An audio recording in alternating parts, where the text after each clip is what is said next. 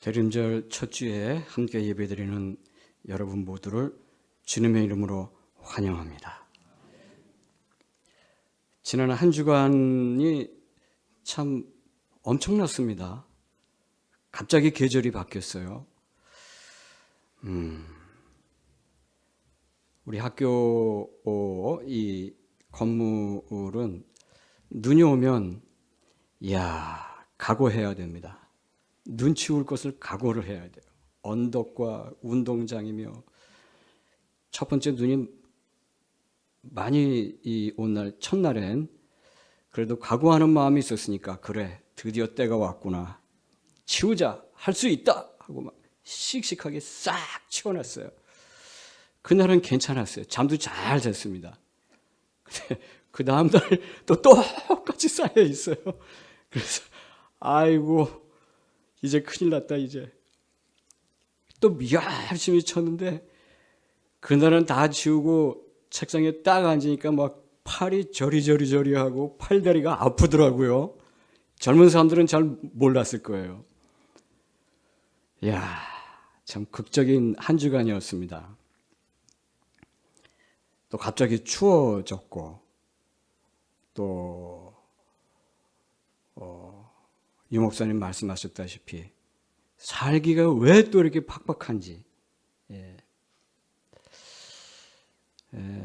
우리 대한민국이 OECD의 10위라고 하는데 10위권에 드는 경제 강국이 됐다는데 그런 것 같지가 않아요. 한 130등 정도 될까? 이런 생각이 들 정도로 유난히 힘들어요.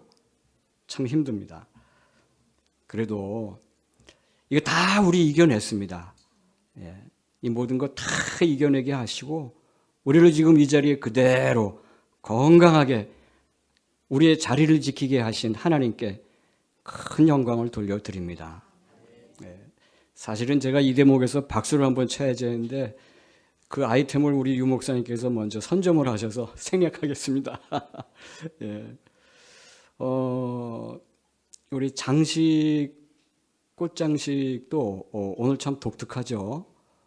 휘장처럼 이렇게 전에는 없던 게 이렇게 있어요. 꽃에서 바닥까지 휘장처럼 보라색 휘장이 쫙 내려가 있는데 뒤에 계신 분은 잘 안 보이실 겁니다. 이 밑바닥에 보면은 이 휘장이 이렇게 둘둘둘 말린 게 넉넉하게 있어요. 위로부터 아래로 향하신 하나님의 은혜와 축복이 참 푸근하고 넉넉하다. 그런 생각이 들었습니다. 지금 우리가 이제 대림절이 시작이 됐는데 이 대림절은 우리 신앙의 여정에서 참 특별한 시기입니다. 1년 내내 우리 예수 믿는 사람들은 특별하게 보내긴 해야 되겠지만 대림절은 그 중에서도 특별합니다. 이 시기는 주님의 오심을 기다리고 그리고 그 오심이 우리의 삶을 어떻게 우리의 세상을 어떻게 변화시키는지 그 점을 특별히 깊이 묵상을 해야 합니다. 오늘 마태복음 1장 23절 그 말씀하고 그리고 찬송가 백사장을 우리가 함께 불렀는데 그 두 성경과 찬송을 통해서 임마누엘 하나님이 우리와 함께 계신다라는 메시지가 우리에게 어떤 의미인가 이것을 한번 새삼스럽지만 다시 한번 나누어 보고자 합니다. 무엇보다 먼저 우리는 우리가 지키고 있는 이 자리를 둘러싼 이 시대적 환경에 대해서 한번 생각을 해 봅니다. 지금 우리가 살고 있는 이 시대를 한마디로 정의하면 뭘까요? 아마 여러분들 다 각자 다른 정의를 내리실 수가 있을 겁니다. 저는 그런 생각이 들었어요. 이 시대는 어떤 시대냐? 절망 속에서 빛을 기다리는 시대다. 절망과 빛. 예수님이 태어나신 당시에 이스라엘은 로마 제국의 압제 아래 고통을 받고 있었습니다. 이거 우리 모두가 잘 알고 있는 이야기죠. 민족의 자부심은 무너졌고 백성들은 생존의 위협 속에서 하루하루를 버텨야 했습니다. 이런 절망적인 상황 속에서 사람들은 아주 간절하게 구원자를 기다린 것입니다. 그들의 희망은 단순히 정치적인 해방이 아니라 새로운 시대를 열어줄 하나님의 구원자에 대한 믿음이었습니다. 오늘 우리도 그 당시와 마찬가지로 똑같은 희망을 품게 됩니다. 우리는 잘 실감이 나지 않지만 여러분, 지금 팔레스타인의 사정을 혹시 아시는 분 계실까요? 팔레스타인 사람들이 아주 고생을 하고 있어요. 밤이 되면 무섭다는 거예요. 밤에 포탄이 떨어지는 거예요. 밤에 잠을 자지 못한답니다. 그 사람들 마음이 얼마나 간절할까요? 어서 이 분쟁이 끝났으면, 이 전쟁이 끝났으면. 어린아이가 엄마한테 한밤중에 물어봅니다. 엄마, 이 전쟁이 언제 끝날까요? 우리는 잘 실감을 하지 못하지만, 그래도 여전히 우리는 평화 속에 있어서 실감을 하지 못하지만, 지구 어딘가에는 한밤중에 떨어지는 포탄을 두려워하면서 잠을 자지 못하는 그런 사람들이 있다는 것입니다. 우크라이나는 또 어떻습니까? 소련도 역시 마찬가지죠. 예수님 시대의 이스라엘과 현대의 팔레스타인, 우크라이나와 소련, 그리고 우리는 지금 점점점 잊어가고 있는 미얀마의 그 실정은 똑같습니다. 여러분, 사실은 우리 한반도에도 우리가 피부로 느끼지 못하고 있어서 그렇지 사실은 전례 없는 불의와 혼돈의 그런 남북 긴장의 순간들이 날마다 이어지고 있습니다. 하지만 여러분, 하늘에 아무리 짙은 먹구름이 버티고 하염없이 두터운 눈발을 날린다 해도 구름 위에는 맑은 하늘과 찬란한 태양이 빛나고 있다는 사실을 우리는 잘 압니다. 그렇습니다. 우리가 살고 있는 이 시대를 불의와 혼돈의 먹구름이 가실 줄 모르는 극도의 긴장이 우리를 찍어 누른다 해도 살아계신 하나님께서 지금 여기에 우리와 함께 계신다라는 사실을 우리는 믿어야 합니다.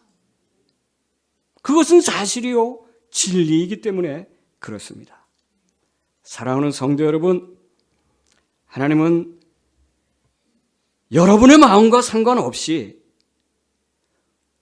여전히 우리 모두 각자를 지극히 사랑하고 계십니다. 그리고 사랑하기에 늘 우리 나섬과 함께 계신다는 사실을 믿으시기 바랍니다. 그래서 임마누엘이라고 하는 그 명칭은 단순한 상징이 아니라 세상을 향해 우리가 외치는 절망 속에서도 하나님께서 함께 하시고 새로운 희망을 주신다라고 하는 강력한 선포입니다. 임마누엘 선포가 여러분의 삶에서 끊이지 않게 하십시오.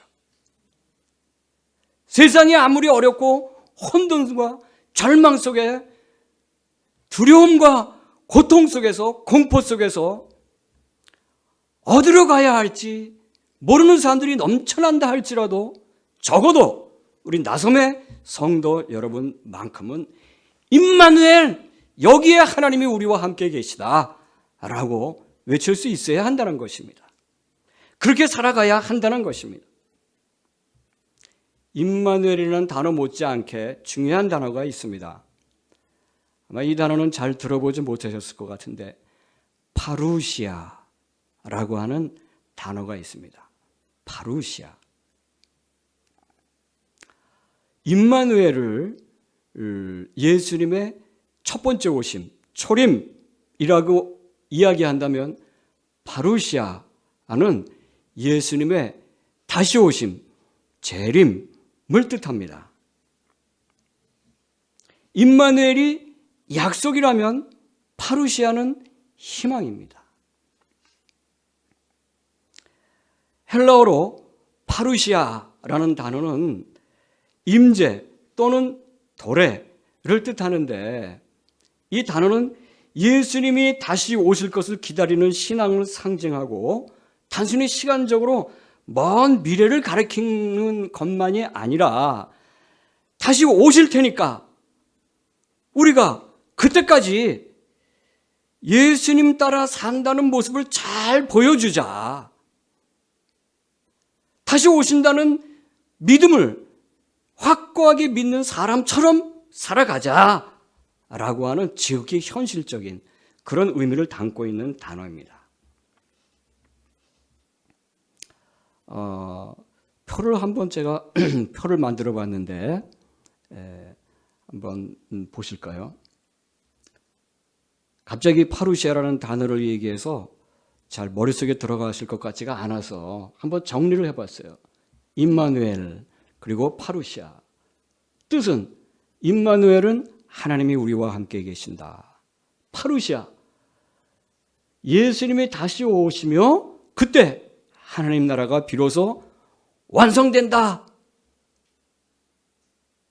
그리고 특징은 임마누엘의 시간적 초점은 과거와 현재에 있습니다. 파루시아, 미래에 초점이 있습니다. 임마누엘, 그 역할은 예수님의 성육신과 현존에 초점을 두고 있는데 파루시아, 이 단어는 하나님의 예수님의 재림과 그리고 궁극적 심판과 구원에 그 역할이 있다. 여러분, 파루시아의 때가 되면 그때는 이제 다시 돌이킬 수가 없어요. 지금은 그래도 우리가 돌이킬 수도 있고 다시 한번 고칠 수도 있고 다시 한번 각오할 수도 있지만 파루시아가 되면 그때는 그렇게 할 수가 없다는 겁니다. 궁극적 심판과 구원.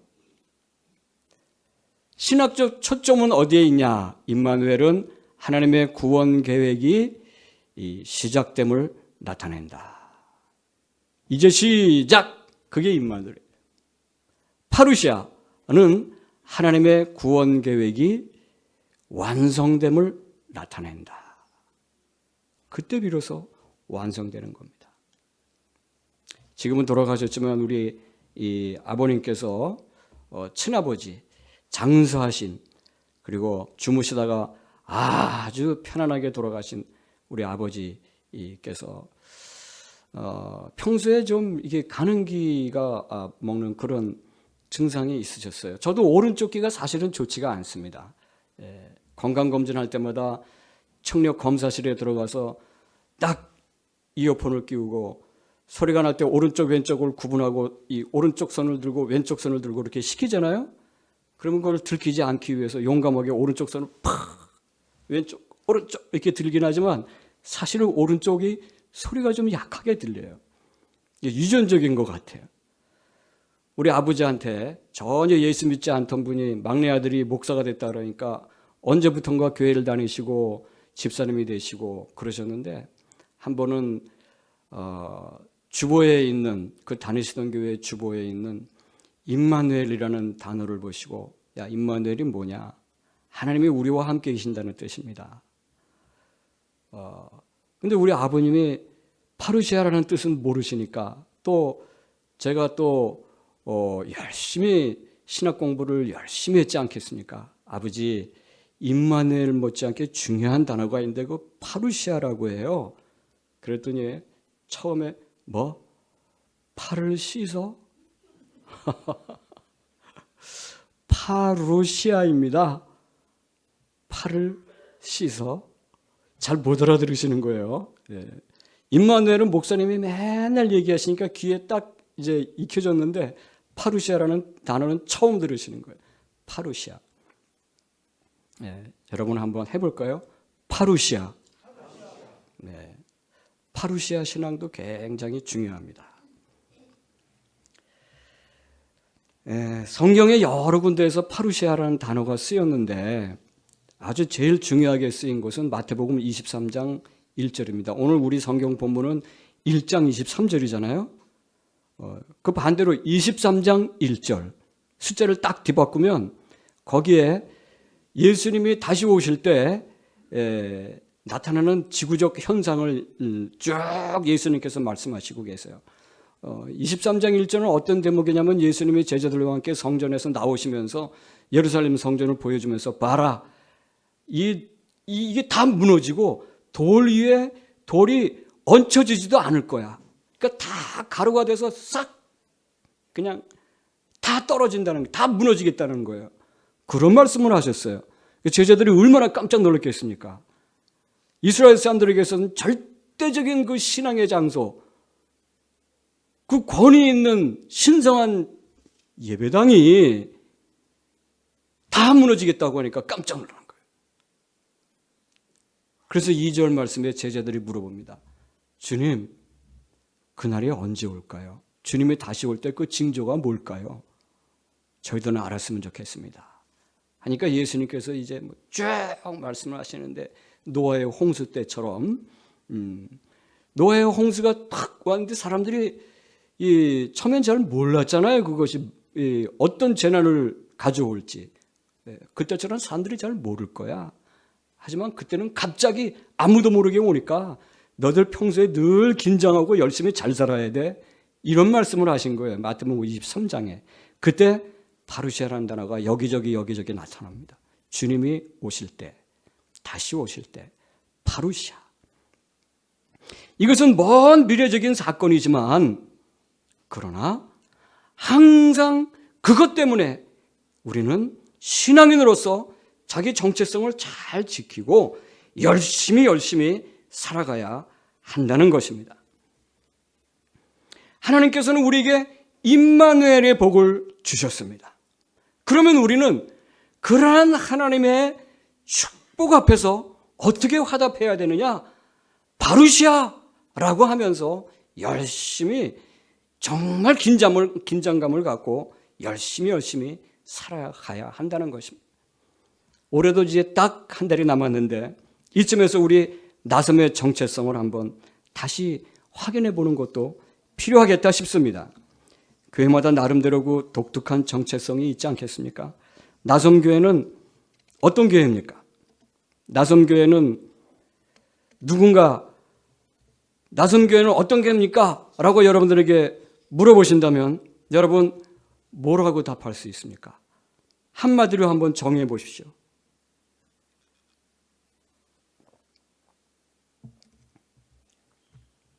제가 물을 마시는데 3초가 걸렸습니다. 머릿속에 떠오르셨습니까?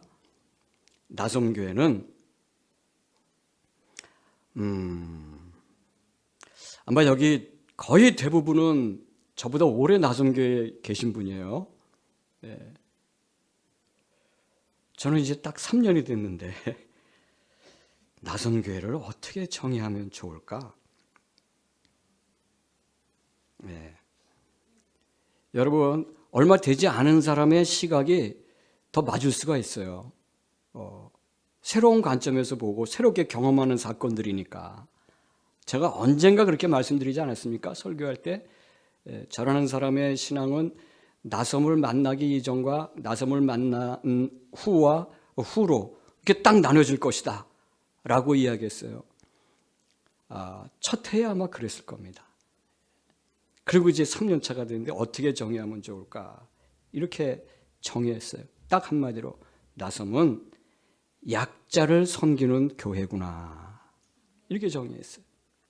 약자에도 여러 가지 타입이 있겠지만 우리는 특별히 나그네라고 하는 약자들을 섬기는 공동체구나. 이렇게 정의가 됩니다.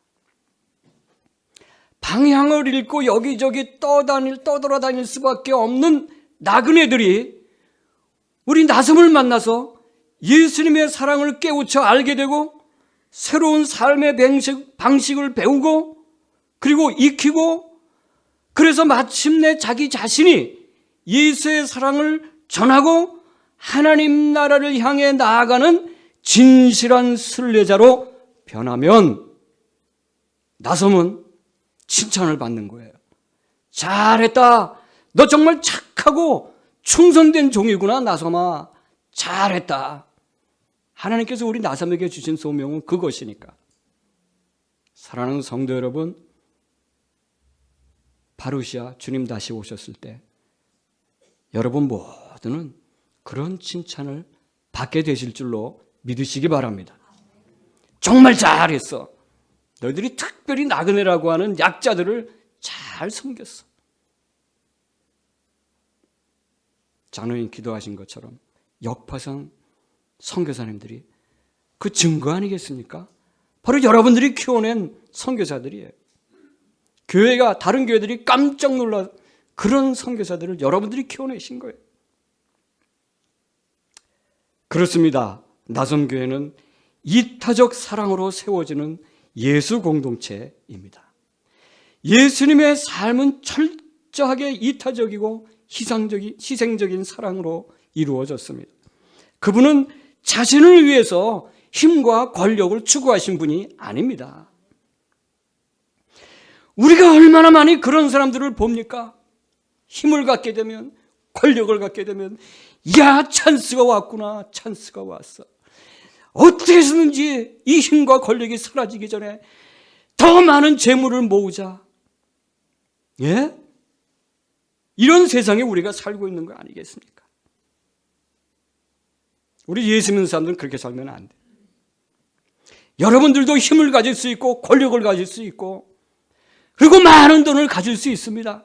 하지만 우리는 그렇게 살면 안 됩니다. 그렇게 살지 않았습니다. 오히려 가난한 자, 억눌린 자, 고통받는 자들과 함께하고 그들과 아픔을 나누었습니다.